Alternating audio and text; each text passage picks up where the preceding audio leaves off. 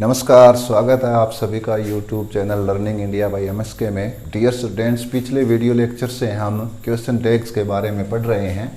तो पिछले video lesson में हमने किया था कि क्वेश्चन टैग क्या होते हैं और इसका स्ट्रक्चर क्या होता है और उससे कैसे हमें सब्जेक्ट और हेल्पिंग वर्ब चूज़ करना है क्वेश्चन टैग के लिए। तो क्वेश्चन टैग क्या होता है, मैं क्विक रिवीजन करवा दूँ आपकी कि जब हम कोई बात करते हैं किसी दूसरे से तो अपने कथन की अफर्मेशन के लिए एक छोटा सा प्रश्न उससे पूछ लेते हैं, साथ ही वह क्वेश्चन टैग होता है। और क्वेश्चन टैग का स्ट्रक्चर में हेल्पिंग वर्ब प्लस सब्जेक्ट, यानी हेल्पिंग वर्ब और subject followed by question mark से इसका स्ट्रक्चर बनता है। यदि सेंटेंस अपना पॉजिटिव है या अफर्मेटिव है तो क्वेश्चन टैग नेगेटिव होता है, यदि सेंटेंस नेगेटिव है तो क्वेश्चन टैग पॉजिटिव होता है। और क्वेश्चन टैग में जो सब्जेक्ट है वो हमेशा प्रोनाउन होना चाहिए। ये हमने पिछले वीडियो लेक्चर में किया है। यदि आप में से किसी ने वह वीडियो नहीं देखा है तो आप उस वीडियो को वॉच कर लें और उसे आगे हम यहाँ कुछ और बातें इससे रिलेटेड समझेंगे। तो उसमें सबसे पहली बात ध्यान रखना है कि यदि किसी भी सब्जेक्ट का किसी भी सेंटेंस का subject someone, anyone, everyone, no one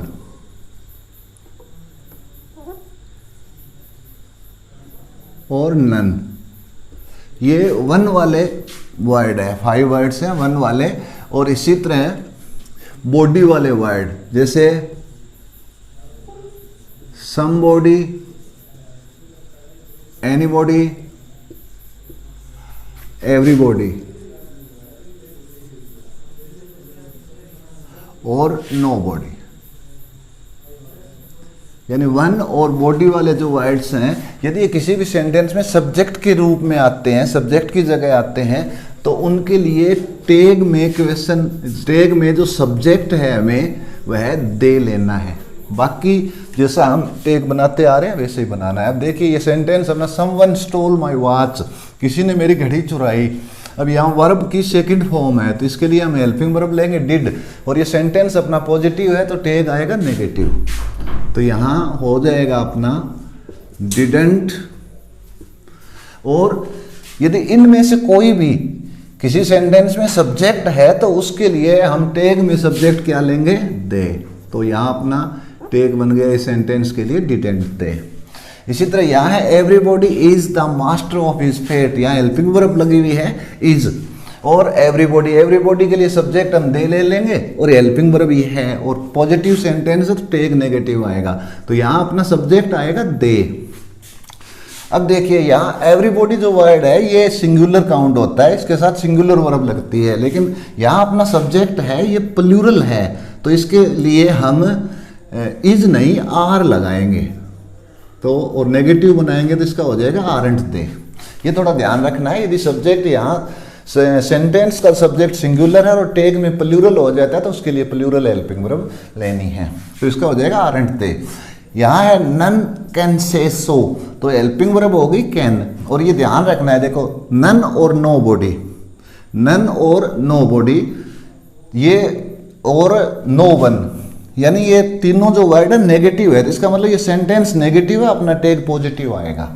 तो इसका हो जाएगा कैन, और नन के लिए दे सब्जेक्ट हो गया, कैन दे। इसी तरह नो बॉडी भी नेगेटिव है और यहाँ अपनी हेल्पिंग वर्ब है हैज, तो अपना सब्जेक्ट यहाँ टैग में क्या आएगा, दे। अब यहाँ प्लूरल लगानी है हेल्पिंग वर्ब, ठीक है, तो इसका हो जाएगा हैव, हैव दे। इसका टैग इस सेंटेंस के लिए बन गया अपना, ठीक है। नो बॉडी नेगेटिव वर्ड है तो ये सेंटेंस नेगेटिव है, और हेल्पिंग वर्ब यहाँ दी हुई है हैज, लेकिन यहाँ सब्जेक्ट अपना प्लूरल हो गया तो दे के साथ हैव यूज करना है, नहीं कि हैज, हैव दे।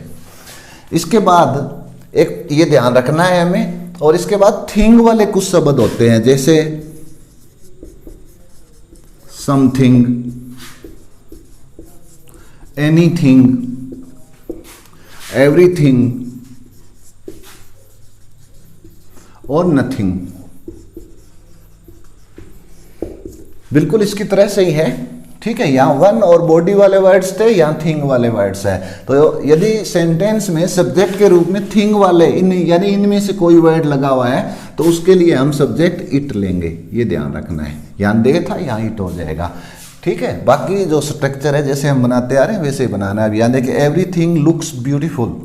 अब देखिए यहाँ लुक्स यानी V first form plus S लगा हुआ है, तो इसके लिए हम हेल्पिंग वर्ब क्या लेंगे, डज। और एवरीथिंग के लिए सब्जेक्ट लेंगे इट, और टेक अपना रहेगा इसमें नेगेटिव, तो इसका हो जाएगा डजंट इट। और फिर नेक्स्ट है anything can be done for her. यहाँ हेल्पिंग वर्ब दी हुई है कैन और पॉजिटिव सेंटेंस है तो इसका हो जाएगा कांट। और एनीथिंग के लिए सब्जेक्ट क्या ले लेंगे, इट, कांट इट। फिर नेक्स्ट है nothing is yours. Nothing is yours, ये नथिंग ये नेगेटिव वर्ड है, तो इसका मतलब ये सेंटेंस नेगेटिव है, अपना टेक पॉजिटिव आएगा।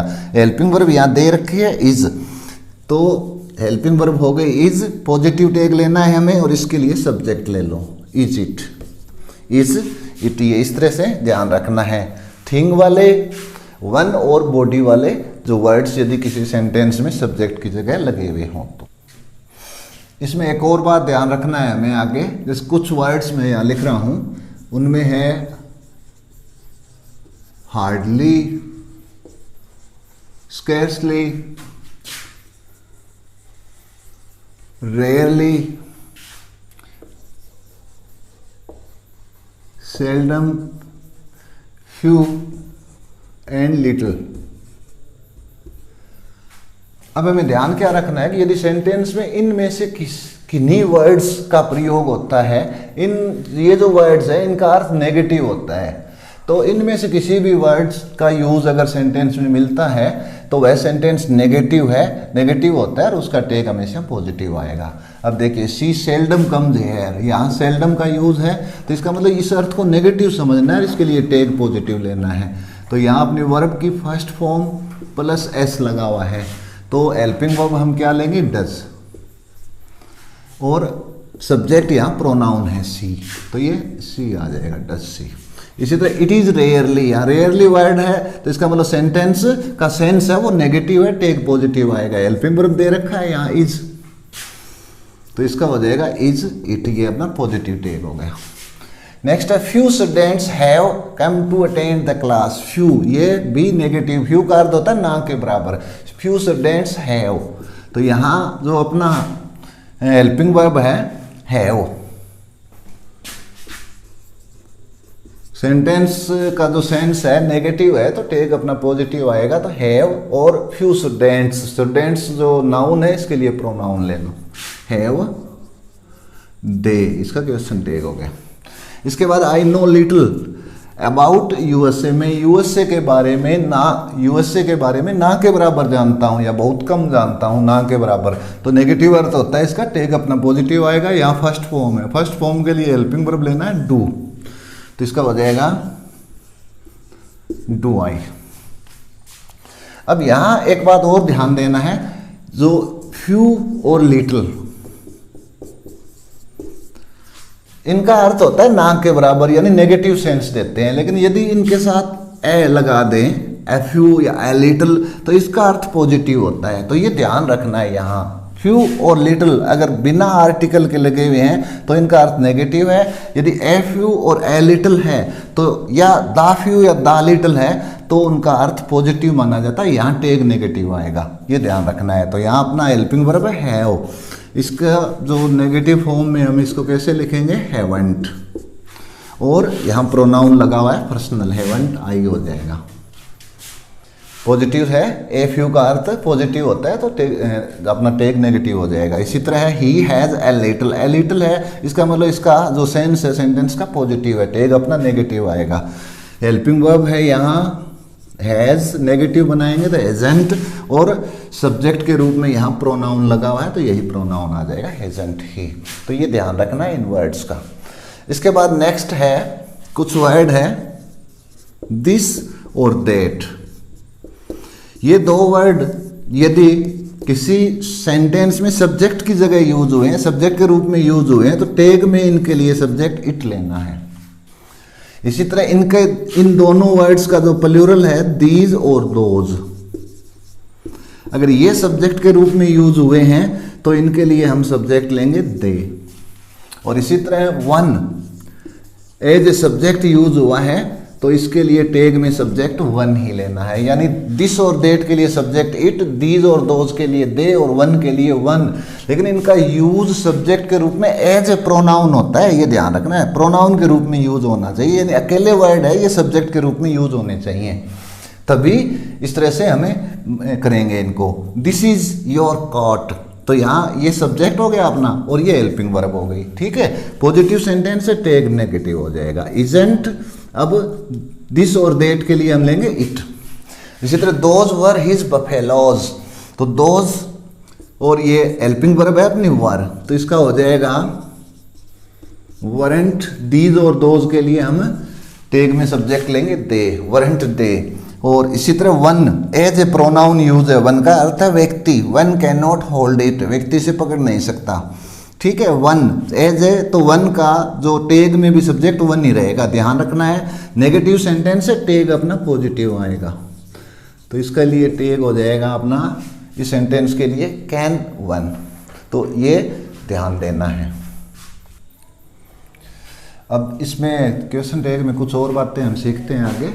अभी पिछला जो रूल हमने किया था उसमें क्या था, दिस दैट दीज दोज और वन, यदि प्रोनाउन के रूप में उनका यूज हो तो उनके लिए दिस और दैट के लिए इट, दीज और दोज के लिए दे और वन के लिए वन सब्जेक्ट लेते हैं। लेकिन यहाँ ध्यान रखना है वही वर्ड है दिस दैट, इन दोनों के प्लूरल दीज दोज और वन, यदि इनका use as an adjective subject के रूप में हुआ हो तो वहाँ जो हम सब्जेक्ट क्वेश्चन टैग के लिए लेंगे वह उस एडजेक्टिव, यानी एडजेक्टिव के साथ जो नाउन होगी उसके अकॉर्डिंग लेना है, ये ध्यान रखना है। एडजेक्टिव के रूप में यदि इनका यूज होगा तो इनके साथ प्लस नाउन होगी और उसी नाउन के अकॉर्डिंग सब्जेक्ट लेना है। जैसे देखिए वन के साथ मैन लगा हुआ नाउन, डेट के साथ गर्ल है, दीज के साथ बुक्स है, इसी तरह इन वर्ड्स के साथ जो भी नाउन लगी हुई है साथ में उस नाउन के अकॉर्डिंग सब्जेक्ट हमें चूज करना है। अब देखिए one man can pull it, अब यहाँ सब्जेक्ट है वन मैन, अब इसके लिए हम मैन जो नाउन है इसके अकॉर्डिंग सब्जेक्ट लेंगे, यानी अपना हो जाएगा ही कैन, ये हेल्पिंग वर्ब है, पॉजिटिव सेंटेंस है, तो अपना जो टैग आएगा कांट और ये सब्जेक्ट हो जाएगा ही।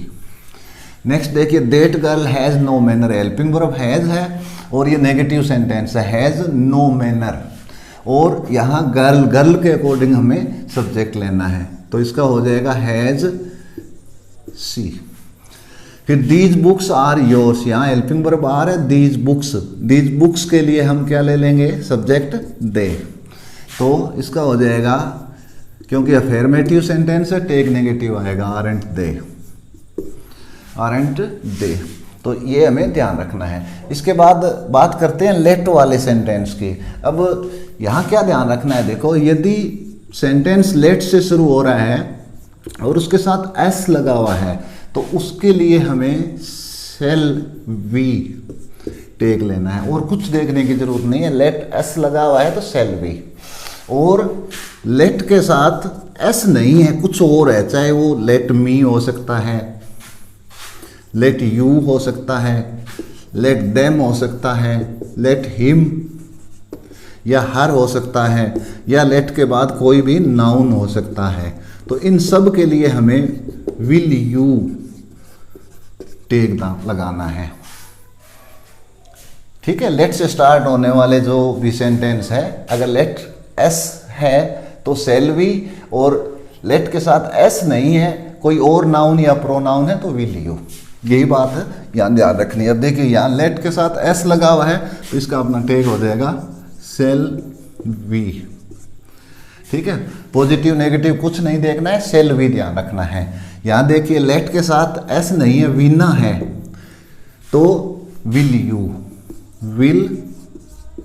यू लगाना है, ये ध्यान रखना है। लेट के साथ एस है तो शेल वी लगाओ, और लेट के साथ एस नहीं है कुछ और है तो विल यू। इसी तरह लेट हिम, यहाँ लेट के बाद हिम है तो इसका भी हो जाएगा अपना विल यू, ये टैग बन गया। तो ये हमें ध्यान रखना लेट वाले सेंटेंस के। इसके बाद बात करते हैं यूज्ड की। अगर यूज्ड लगा हुआ है किसी भी सेंटेंस में या यूज्ड टू, ये इसके बाद टू आता है लगभग, ठीक है, यूज्ड टू है तो अपने पास दो तरीके हैं।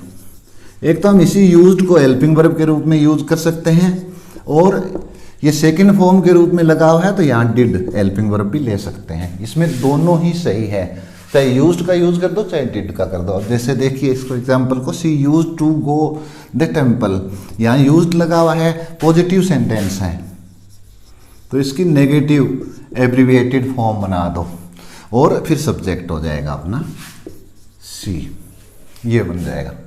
और इससे बना हो तो इससे भी बन जाएगा, ठीक है। डिड हेल्पिंग वर्ब ले लेंगे क्योंकि ये सेकंड फॉर्म है यहाँ, और इसका नेगेटिव रूप हो जाएगा डिडंट, और सब्जेक्ट इसका सी है। इसी तरह एक और एग्जांपल देख लीजिए, ये नेगेटिव सेंटेंस है तो इसका हमें टेग पॉजिटिव लेना है, तो इसका यूज्ड हो गया और सब्जेक्ट ले लेंगे दे। डिड से बनाए तो इसका हो जाएगा डिड दे, ठीक है। ये दोनों ही रूप सही है, एग्जाम में कौन सा भी ऑप्शन में आ जाए तो ये हमें ध्यान रखना है। आगे इसमें कुछ और देखिए, कुछ रूल्स की हम बात करें तो एक है नीड और डेयर। नीड और डेयर, यहाँ क्या ध्यान रखना है, देखो नीड और डेयर का जो यूज है मेन वर्ब के रूप में भी होता है, हेल्पिंग वर्ब्स के रूप में भी होता है, लेकिन इनका यूज हेल्पिंग वर्ब्स के रूप में केवल नेगेटिव और इंटेरोगेटिव सेंटेंसेस में होता है, ये हमें ध्यान रखना है। तो यदि नीड और डेयर का use as a helping verb हो तो जो टेग में हेल्पिंग वर्ब हमें नीड और डेयर लेनी है, और यदि नीड और डेयर का यूज जैसे कि यहाँ है नीचे इन दो सेंटेंसेस में वर्ब मेन वर्ब के रूप में हो तो फिर इनके लिए जो हम हेल्पिंग वर्ब लेंगे टेग में वह टेंस के अकॉर्डिंग या जो अदर हेल्पिंग वर्ब लगी हुई है उसके अकॉर्डिंग लेंगे। अब जैसे एग्जांपल के तौर पर देखिए, ही नीडेंट वर्क हार्ड। अब नीडेंट या नीड का वर्ब जो यूज है, नीड का यूज हेल्पिंग वर्ब के रूप में है तो यहाँ अपनी हेल्पिंग वर्ब नीड ही रहेगी। ये नेगेटिव सेंटेंस है, टेग अपना पॉजिटिव होगा, तो नीड और सब्जेक्ट इसमें प्रोनाउन दिया हुआ है ही, तो ये अपना सब्जेक्ट हो गया नीड ही। नेक्स्ट सेंटेंस इसी तरह यहाँ डेयर, डेयर नॉट, यानी dare as a helping verb use है और ये भी नेगेटिव सेंटेंस है, इनका यूज नेगेटिव सेंटेंस में होता है तो इसका हो जाएगा डेयर, ये अपनी हेल्पिंग वर्ब हो गई, और यू जो इसका सब्जेक्ट है ये अपने टेक का सब्जेक्ट हो गया डेयर यू। फिर नेक्स्ट एग्जांपल है we needed your help.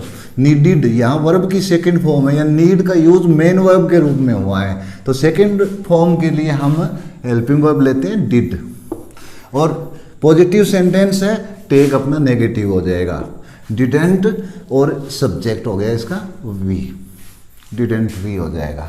Next sentence है Nobody will dare to abuse you। यहाँ डेयर मेन वर्ब के रूप में यूज हुआ है, हेल्पिंग वर्ब विल है, और nobody ये वर्ड यूज किया है, ये नेगेटिव वर्ड है तो इसका मतलब सेंटेंस अपना नेगेटिव है, इसका टेक पॉजिटिव आएगा विल।